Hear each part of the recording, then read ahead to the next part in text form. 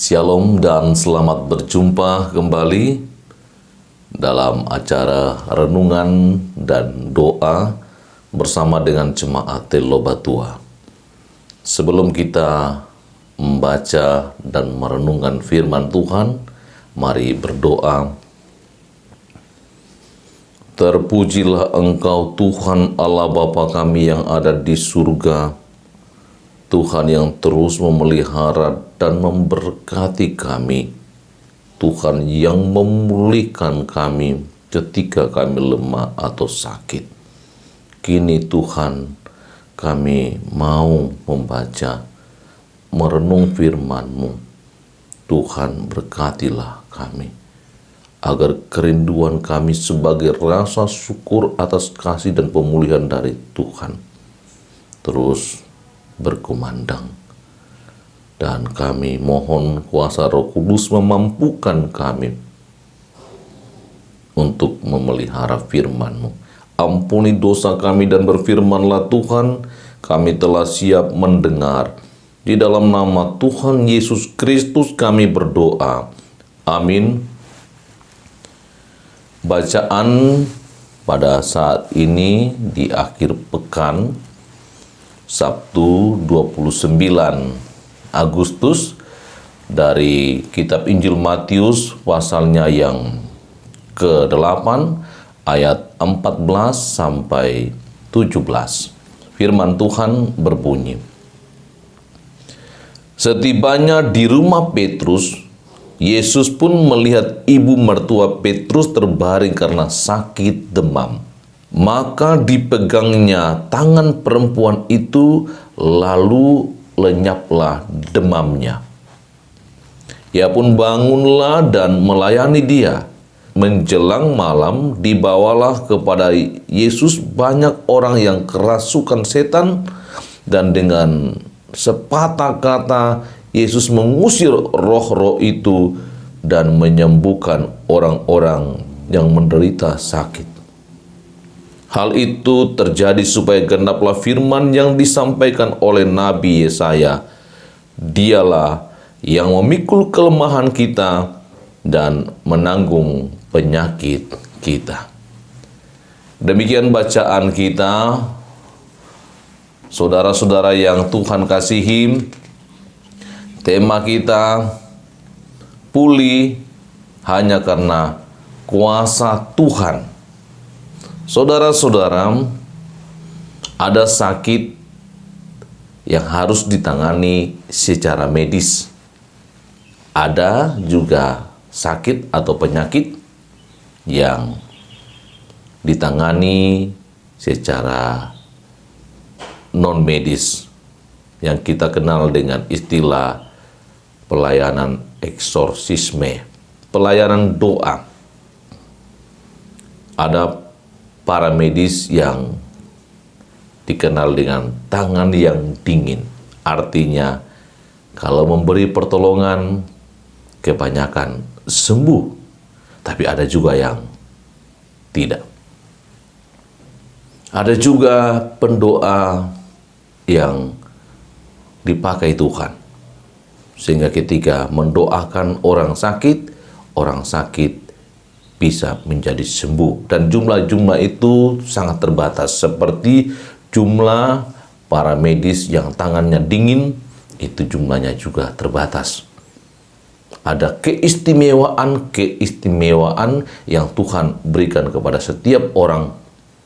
Tetapi Yesus dapat menangani sakit medis maupun sakit non-medis. Seperti dalam teks bacaan kita, kitab Injil Matius pasalnya yang ke-8, ayat 14 sampai 17. Dalam teks ini berbicara Yesus menyembuhkan ibu mertua Petrus yang demam dengan menyentuh atau memegang tangannya.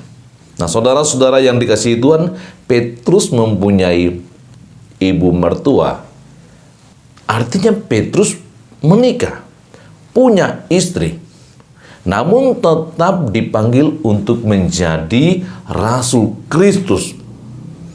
Dengan berbuat baik kepada keluarga Petrus atau keluarga istri Petrus, maka Yesus mau mengatakan ia memperbolehkan pernikahan. Sekalipun itu murid yang kemudian kita kenal sebagai rasul. Jadi jika Yesus mengizinkan seorang rasul menikah, apalagi hamba-hambanya, kecuali karena alasan tersendiri tidak mau menikah. Petrus juga mempunyai tempat tinggal dan Yesus tidak punya tempat tinggal. Dan ketika Yesus bekerja dan menjadikan Kapernaum sebagai pusat dari pelayanannya, Petrus pindah, lebih memilih dekat dengan Yesus karena ia merindukan kebersamaan dengan Yesus. Jadi berbahagialah jika kita itu berada dekat dengan Yesus. Saudara-saudara yang dikasihi Tuhan, ibu mertua Petrus itu sakit demam. Kebanyakan dianggap itu sakit biasa, bisa juga menjadi akut. Tetapi Tuhan Yesus itu datang dan ketika melihat demam, ia memegang tangannya. Cara Yesus menyembuhkan orang sakit itu dengan memegang tangannya. Dan ibu mertua Petrus itu menjadi sembuh. Saudara-saudara, dengan menyentuh Yesus menunjukkan kebaikan. Dengan menyentuh Yesus menunjukkan kelembutannya, bukan untuk mendeteksi sakitnya, tetapi dengan menyentuh Yesus menyembuhkan ibu mertua Petrus. Ia turut merasakan kelemahan, kesakitan dari ibu mertua Petrus.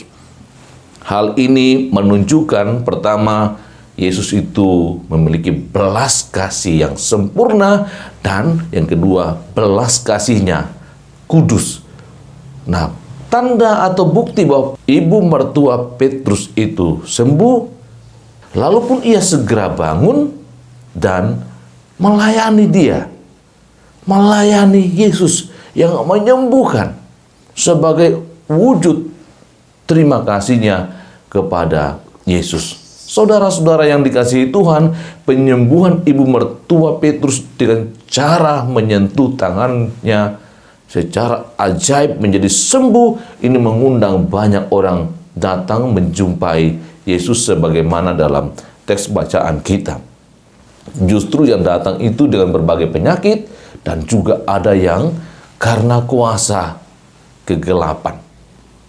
Jadi Yesus tidak hanya menyembuhkan keluarga kerabat dari orang-orang dekat. Dan kita bisa merenungkan betapa celakanya kita kalau Yesus hanya menyembuhkan orang-orang yang dekat dengannya. Tetapi ia menjangkau semua dan menerima orang yang hina, orang yang kerasukan setan, dan sebagainya. Pada bahagian kedua, Yesus melayani, menyembuhkan orang yang kerasukan setan dengan sepatah kata. Entah sepatah kata itu bagaimana bunyinya, tapi yang jelas Yesus pernah menghardik iblis. Enyahlah kau, keluarlah kau. Iblis bisa saja turut bekerja atas seizin alam dalam penyakit yang dianggap wajar, seperti sakit bisul pada Ayub, dan terutama dalam penyakit-penyakit pikiran. Iblis datang dengan murka yang sangat besar, karena ia tahu bahwa waktunya sangat singkat. Nah, Yesus yang datang itu melucuti, merampas senjata iblis untuk mematahkan kuasanya dan menghancurkan pekerjaan iblis yang mau membinasakan manusia. Dan Yesus berhasil. Yesus menyembuhkan semua orang sakit. Dan ia dapat memulihkan orang yang kerasukan setan. Hal ini terjadi sebagai kegenapan dari firman Tuhan, yaitu membuat Nabi Yesaya pasal 53 Sesungguhnya penyakit kita yang ditanggungnya dan kesengsaraan kita yang dipikulnya. Yang kemudian ini merujuk kepada surat pertama Petrus 2 ayat 24 itu. Ia telah memikul dosa kita. Dia yang menanggung penyakit kita. Dia yang memulihkan kita. Karena itu sebagai orang percaya kita merenungkan firman Tuhan ini bahwa sakit medis disembuhkan oleh Yesus. Sakit non medis disembuhkan oleh Yesus. Yesus itu Tuhan yang menjadi manusia, bukan manusia yang dituhankan. Karena itu ia memiliki kuasa ilahi, kuasa yang memulihkan. Jadi saudara-saudara yang dikasihi Tuhan, kita ini menjadi pulih karena Dia. Datang kepada Dia, memohon kepadanya. Tuhan Yesus itu menyembuhkan penyakit. Juga berkuasa mengusir kuasa roh yang mengikat pikiran, yang juga menyertakan penyakit wajar dalam diri seseorang. Dia menyembuhkan orang-orang yang dekat dengannya, juga orang-orang yang jauh, dan ketika datang kepadanya percaya sungguh. Kuasanya telah memulihkan dan akan memulihkan kita juga. Karena itu bangkitlah dan layanilah Dia dengan sepenuh hati sebagaimana ibu mertua Petrus. Amin. Demikian renungan. Mari tunduk kepala dan berdoa. Terpujilah Engkau Tuhan yang telah menyatakan kuasa-Mu di dalam diri Yesus Kristus yang menyembuhkan orang sakit dan mengusir roh jahat yang mengikat anak-anak-Mu. Kami percaya sebagaimana telah Tuhan ajarkan, kami juga Tuhan perlengkapi dengan kuasa untuk memulihkan orang dari sakit penyakit dan juga mengusir kuasa setan dalam tubuh seseorang hanya di dalam nama Yesus Kristus. Karena itu mohon kepadamu Tuhan, kiranya Engkau menguasai kami, menguasai seluruh jemaat Telobatua, sehingga hati dan pikiran mereka itu dibebaskan dari pikiran-pikiran negatif, dipulihkan dari berbagai penyakit, dan juga Tuhan memberi kedamaian hati. Yang berduka Tuhan hiburkan, dan Tuhan memampukan jemaat untuk berkarya dan terus menikmati hidup ini dengan mengucap syukur kepada Tuhan. Bapa di surga, kami berdoa untuk persidangan yang akan dilaksanakan pada akhir bulan September. Persidangan 2 Klasis Makassar Tengah. Tuhan berkati seluruh persiapan agar pada waktunya dapat terlaksana. Sidang pleno hari ini Tuhan tuntun sehingga sekalipun dilaksanakan dalam bentuk virtual, tetap memberi semangat kepada segenap majelis untuk mengikuti dan menyepakati beberapa hal sehubungan dengan program dan kegiatan. Tuhan berkati bangsa dan negara kami, berkati pemimpin-pemimpin kami. Lindungi kami sepanjang hari ini Tuhan, dan jangan tinggalkan kami yang lemah ini, agar kami tetap kuat, aman dalam perlindungan Tuhan. Ampuni dosa kami. Dalam nama Tuhan Yesus Kristus kami berdoa. Amin. Demikian renungan dan doa bersama jemaat Telobatua di akhir pekan ini. Tuhan Yesus memberkati.